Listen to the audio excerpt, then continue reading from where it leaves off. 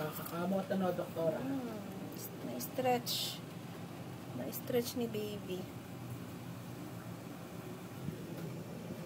Bale, pagka-anak mo, mawawala rin. Diyan pa rin. Kaya lang namumuti na lang. Yung kasi ngayon mapula, tsaka maitim. Kaya lang, Akala ko nga, kamot, napagalitan ko yan eh. Hindi, talaga may balat na ano eh. Na-i-stretch mark. Yung iba naman, magaganda ng mga kahit nakalima ng anak eh. Maganda pa rin. Walang mga ganyan. Mama niya, maganda pa rin yan eh. Ayun po. Ayun.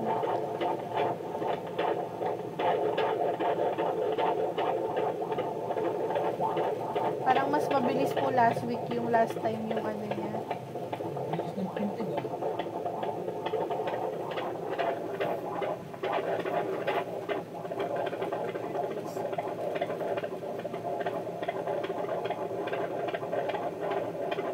Likot eh oh.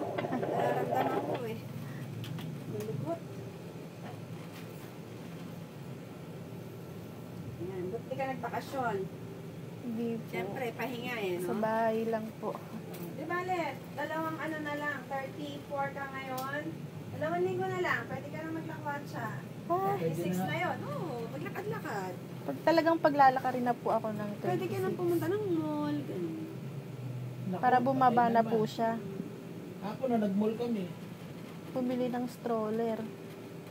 Sale ba? Hapon. Saan Sa- bumili ka pag sale? Market po. Layo nun ha. Admits tip on gauge chicken. Leka. Okay naman. Hindi na po ganun kababa. Hindi pa rin. Nababa pa rin. Pero at least, nakasarado pa naman. Ah, Admits tip.